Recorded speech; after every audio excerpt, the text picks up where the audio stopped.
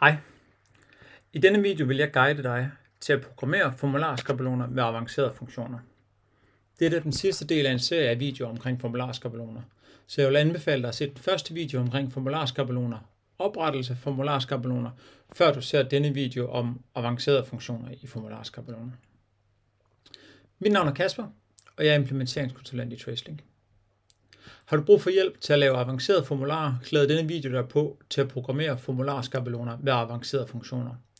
Når du er færdig med at se denne video, vil du kunne lave formularer, der trækker data fra TraceLink, kan underskrives på tablet, indeholde QR-koder med mere. Jeg vil i videoen gennemgå avanceret programmering. Den første del af videoen vil omhandle brugen af variabel data. Det vil f.eks. være data fra en ordre, som formularen er lagt på. Den anden halvdel vil vi gå igennem mere selvstændige funktioner, der bruger systemet på en avanceret måde. Det kan fx være QR-koder, signaturer og underskrifter, matematik eller funktioner, der sender e-mails eller push-beskeder på baggrund af formularerne.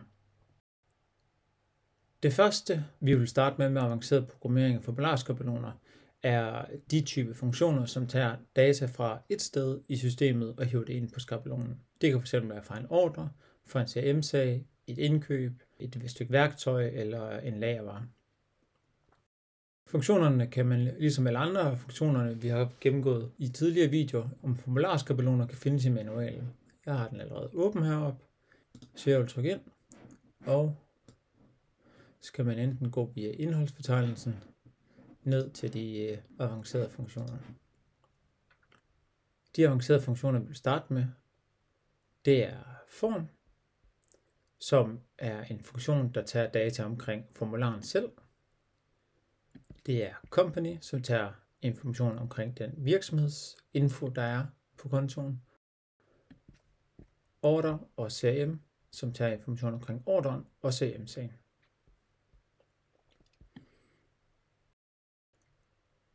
I den samme er der også hernede i bunden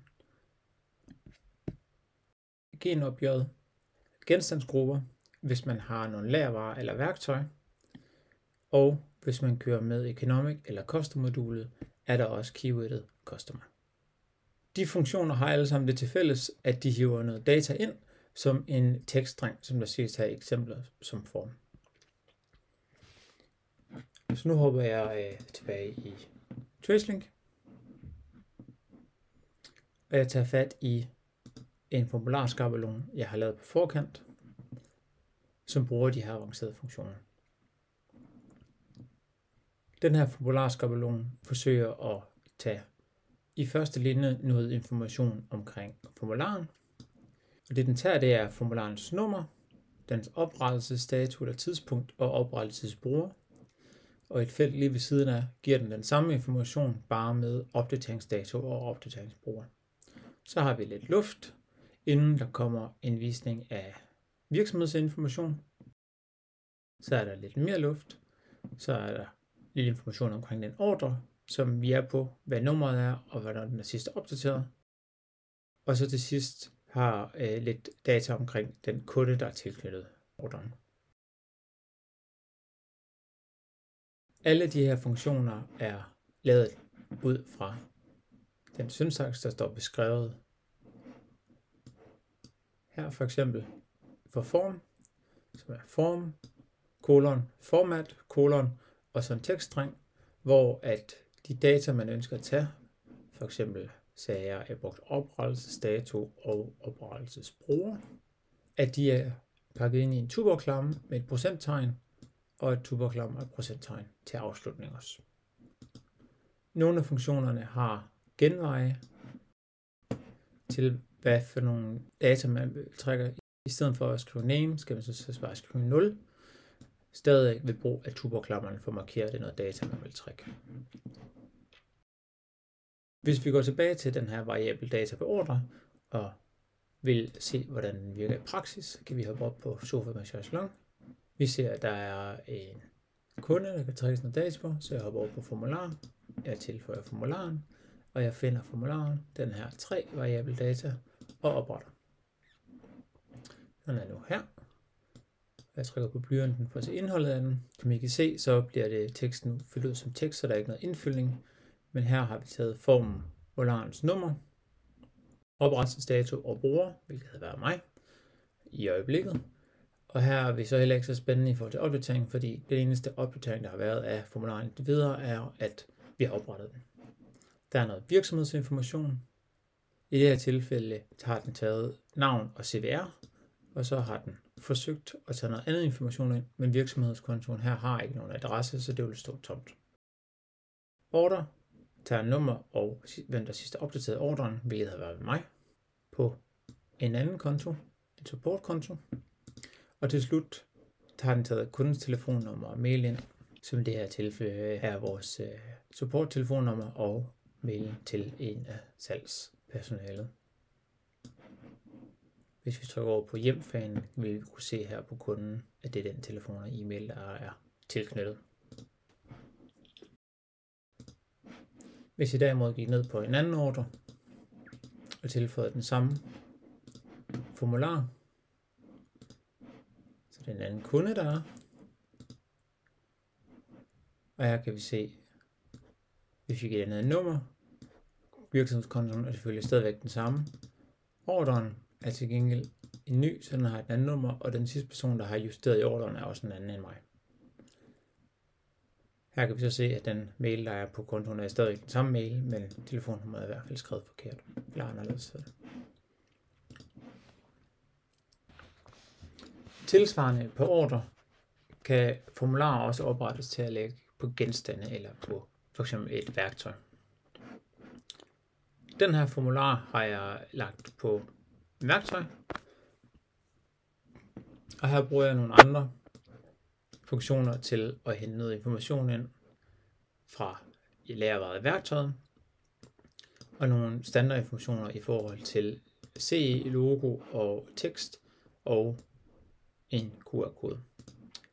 I det her tilfælde bruger jeg QR-koden fra genstanden. Den data, vi trækker på fra CE, er opsat under indstillinger og konfiguration, hvor CE-mærkning er at finde her. Standarden, vi trækker på, er den her. Men de andre kan også trækkes på. Hvis vi går på en genstand, f.eks. det her stykke værktøj, en hammer 35 gram, og går på formular, kan vi tilføje formularen.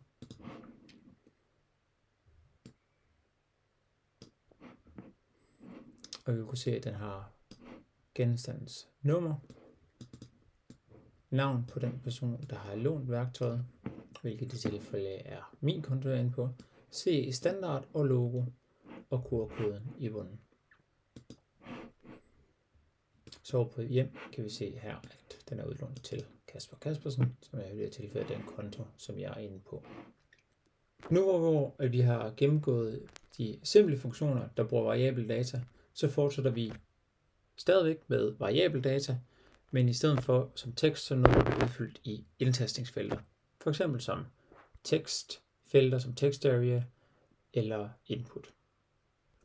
Ligesom med funktioner til formularskabeloner, hvor vi bruger variabel data til at lave tekster, så går vi ind i formularvejledningen for at finde funktionen, vi skal bruge til at hive det i indtastingsfelter. Denne funktion har ikke sit eget navn, fordi den tager udgangspunkt i andre funktioner. De funktioner, den kan tilknyttes til, det er dem, som man ser herude under keywords, så det er text area, input, nummer, date, date time, today og checkbox. Meget lige når man bruger funktionerne almindeligt, så har de deres keyword, overskrift og pladsholder, hvis de har det som udgangspunkt. Det vil sige for eksempel for text area, input og nummer. Hvis de ikke har en pladsholder, så er det den nederste, man skal bruge. Det vil for eksempel være for checkbox, et afkrydsningsfelt. Modsat et almindeligt tekstfelt, så er der en mulighed for en kolon og tilføje en variabel. Modsat et almindeligt tekstfelt, hvor der er keyword, et overskriftsfelt og en pladsholder, er der ved variabler også mulighed for at tilføje et ekstra kolon efterfulgt af variabel, det vil sige noget tekst, der beskriver, hvor man tager dataen fra. Hvis der skal hentes data fra en ordre, så er det, man skal skrive, ordre, altså punktum, efterfulgt af en beskrivelse af, hvor det skal tages fra. Beskrivelserne kan ses herunder hovedordre for eksempel, hvor de er listet en for en. Der er x de steder, hvor at man skal markere, hvad der skal vælges for systemet. For eksempel hvis det er en liste, der bliver taget fra, om det skal være det første element eller et senere element. Tilsvarende er der også, hvis man skal skrive underordre, eller hvis det er en genstand på ordren, eller direkte på et stykke værktøj eller lagervare. I det her eksempel har vi et tekstfelt, vi har en overskrift, og vi har noget pladsholdertekst i tilfælde af, at der ikke er noget data, der skal hives ind. Men vi har også givet den besked om, at den skal tage udgangspunkt i ordrens metadatafelt 1, det vil sige ekstra felt nummer 1. Og det er det, der skal fyldes ind, så frem der er noget. Nu hopper jeg tilbage i formular. Jeg vil ind på den formularskabelon, jeg har forberedt, hvor jeg har lavet nogle eksempler på måden, at man kan bruge det. Jeg har som start lavet den tidligere funktion, vi gennemgik med ordre, for at vise, hvad navnet er tydeligt, inden at jeg har lavet to funktioner, en med tekstfelt og en med input, som har ordrenavn begge to som overskrift. De har ikke noget pladsholdertekst, men de har til gengæld begge to ordrens navn, som der skal indhentes som data. Længere nede her har jeg en funktion datetime, som tager dato og tid. Og her har jeg sagt, at ordrens afleveringsdato skal være overskrift, og dataen skal hentes fra ordrens afleveringsdato. Og i det tilfælde her er det order.deadline_date. Det ved jeg, fordi herinde har jeg fundet deadline_date lige her, og det er den, jeg bruger.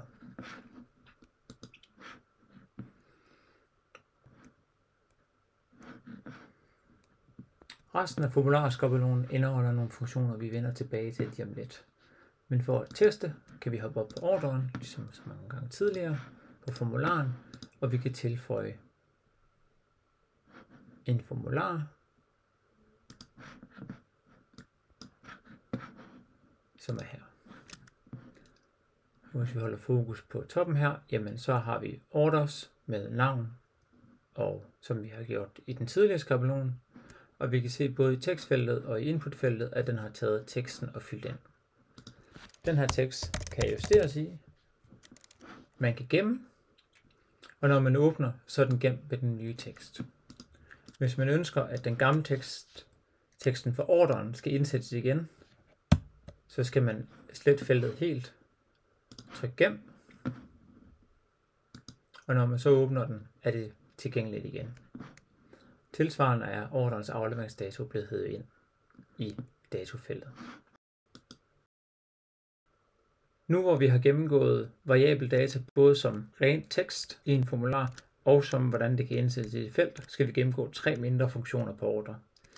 Det er hvordan man tilknytter ordren eller en værktøj eller lagervares QR-kode, så man kan finde ordren eller genstanden igen, så frem formularen bliver printet som en PDF. Vi skal kigge på lister. Så det er både lister, som vi kalder systemlister, der har information omkring ting i TraceLink, eller lister, man selv har lavet, som man vil genbruge rundt omkring. Og den tredje ting, vi vil kigge på, er underskrifter, både i forhold til, at man kan underskrive, eller som signatur, som kan tilknyttes en bruger og tages med på en formular, hver gang den bruger formularen. Vi starter med QR-koder, hvor vi går ind som tidligere i vejledning og finder QR-koder.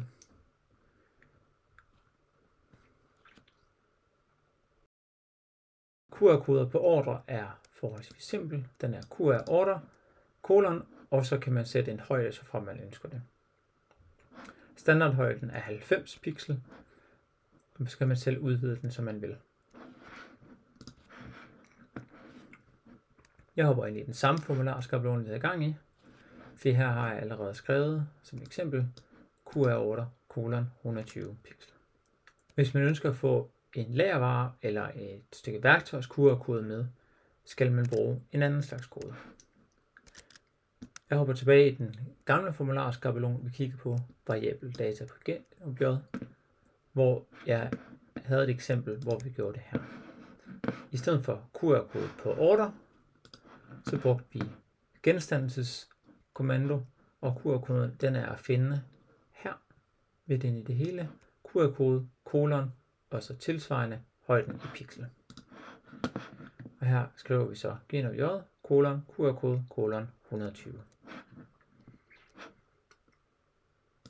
For at se de to eksempler, kan vi for eksempel hoppe ned på hammeren, hvor vi allerede havde tilføjet formularen.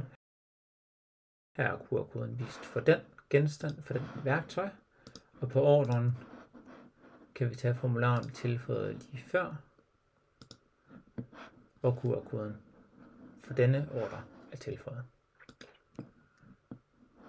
QR-koden er altid på enten ordren eller værktøjet eller lagervarens detaljevindue herovre i fanerne, hvor den kan findes.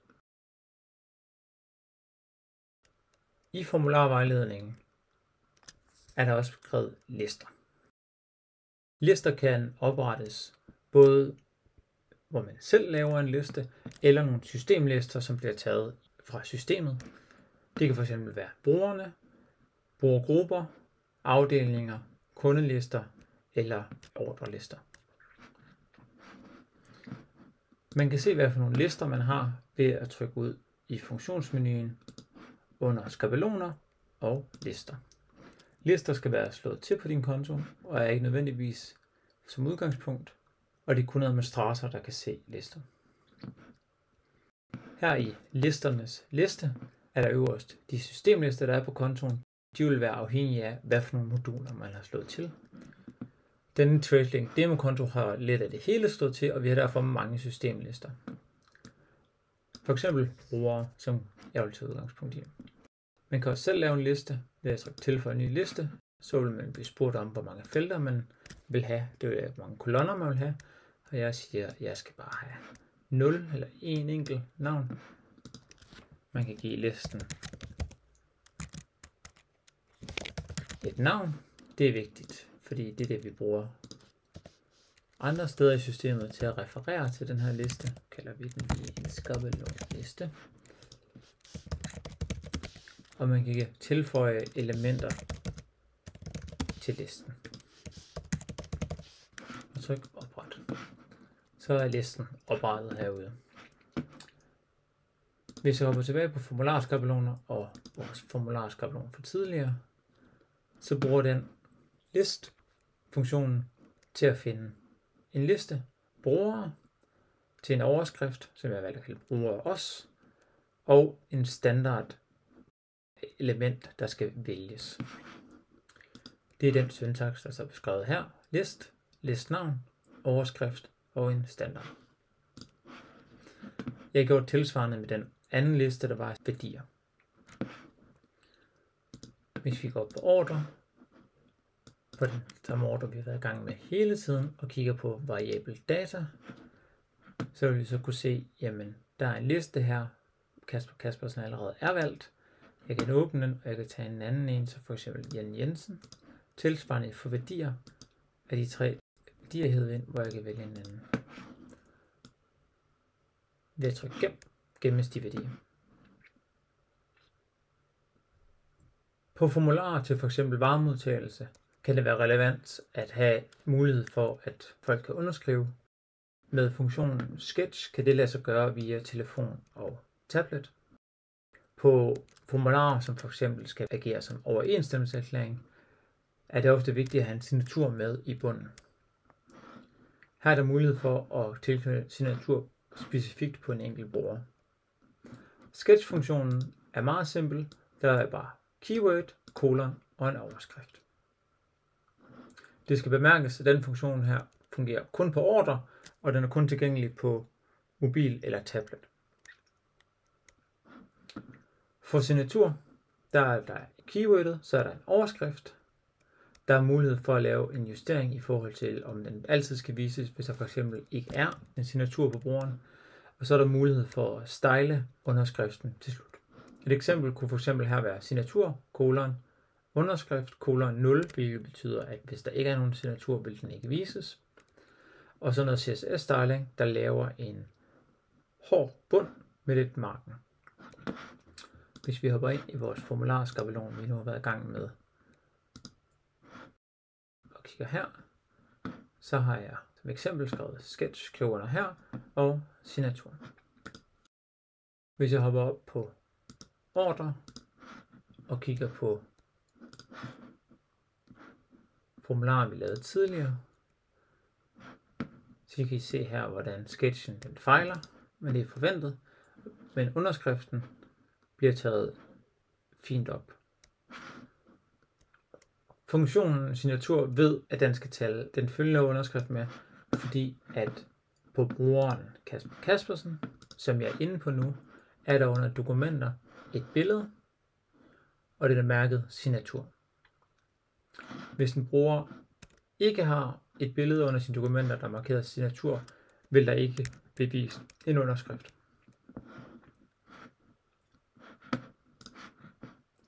For at vise sketch, så åbner jeg den her lille app. Her vil jeg tilsvarende kunne gå ind på en ordre, chaiselong-ordren, som vi har gang i. Jeg vil kunne rulle over på formular. Og som udgangspunkt kan vi tage formularen, vi havde i gang i tidligere. Her kan jeg rulle ned til underskriftsfeltet, som er her, hvor der er mulighed for fritegning, som man kan skrive og trykke OK, hvorefter underskriften vil gemmes.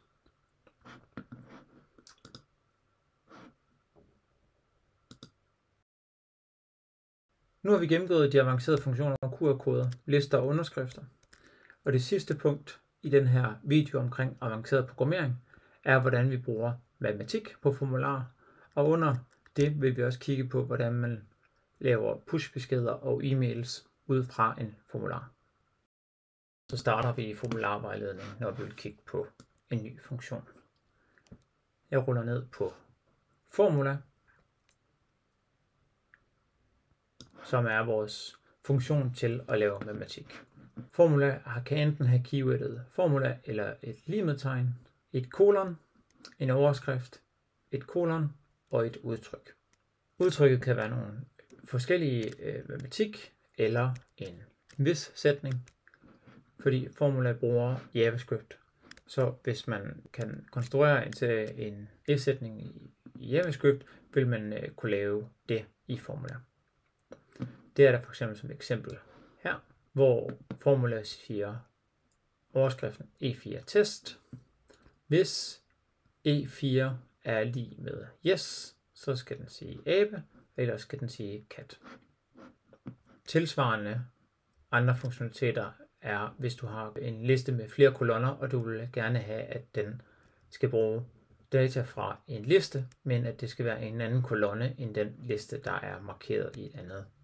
I det her tilfælde kigger den på, hvad der er i A1, og forsøger at liste en anden værdi. Men til at starte med, så kigger vi på det ren matematik. For at vise matematikberegning, så har jeg lavet en formularskabelon til procentregning, hvor jeg til at starte med har lavet en titel, og jeg har lavet et inputfelt til et tal og et inputfelt til et andet tal. I linje 3, der bruger jeg funktionen formula med mit lighedstegn, kolon, beregning som overskrift, et kolon, og så begynder mit matematik. Her siger jeg, at mit B2, det vil sige mit tal 2, skal trækkes fra mit A2, mit tal 1, at resultatet af dette skal divideres med B2, mit tal 2, og det procenttal, jeg får, der skal ganges på 100, for jeg får det. Derudover så plusser jeg en tekststreng, der er apostrof, procent og apostrof, sådan at det tal, der bliver vist, kommer til at have procent bagefter. Hvis vi går op på ordre, formularen og tilføjer det første matematik, vi har lavet, og skriver tal ind, for eksempel 120 og 100, beregner vores matematikudregning til at være en 20% stigning. Hvis vi nu forsøger i stedet for at lave noget, der ikke er så pænt, så kan I se, at matematikfeltet her får ret mange decimaler med, fordi det er det, den vil gøre normalt i JavaScript. Det kan vi begrænse. Vi kan se resultatet af, at jeg har begrænset det her nede allerede. Hvis vi hopper tilbage i skabelonen, så kan vi se, hvordan vi har gjort det. Det har vi gjort ved at have en parentes rundt omkring det matematik, vi har lavet. Punktum, toFixed, parentes 2, parentes luk. toFixed er en funktion i JavaScript til at begrænse mængden af decimaler.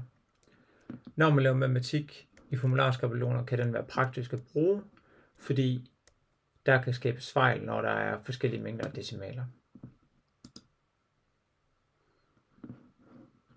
Et andet eksempel på at bruge formula er hvis-sætninger, if-else. I det her tilfælde er det lige med kolon en titel, kolon, og så har jeg spurgt, er A2 et tal 1 lige med 100? Hvis det er det, så skal jeg skrive ja, hvis ikke skal jeg skrive nej.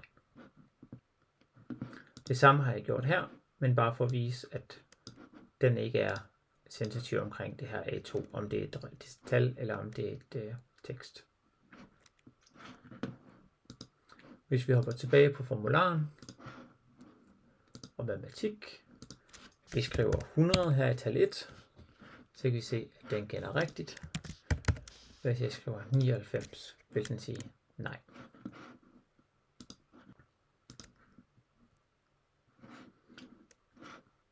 En sidste ting, man kan med matematikformula i formularerne, er eller pushbeskeder, eller sms'er. Syntaksen er meget den samme. Den er limet for formular, kolon, en overskrift og kolon, hvis man ønsker det, og pushbeskeden som en kommando, som består af klamme, push, kolon, hvem den skal sendes til. Det her bruges brugernavn, ikke det fulde navn, men en forkortelse, man har. En kolon, beskrivelse af, hvad der skal sendes. I det her tilfælde er det en tekst, og så beskeden, før klammen lukkes, apostrof. Det samme er for sms'er, der vil det bare være et telefonnummer. Feltet for navn og besked kan byttes ud med for eksempel A2 eller A3, eller som jeg viste tidligere, som peger på en celle. Det kan for eksempel se ned i det her eksempel med e-mail, hvor der bliver kigget på B2 for hvad for en mail, der skal sendes. Eller i det her eksempel, hvor i stedet for tekst, som der har været i push-beskeden og e-mail, så sendes der her hele formularen. I dette eksempel sendes den til B2 med teksten fra C1 på C2. Det kunne fx være et ordrenavn eller ordrenummer, og en beskrivelse af, hvad der er på formularen. Hvis vi hopper tilbage i formularen og hopper ned i skabelonen, så kan man se nogle eksempler, hvor jeg har forberedt mails.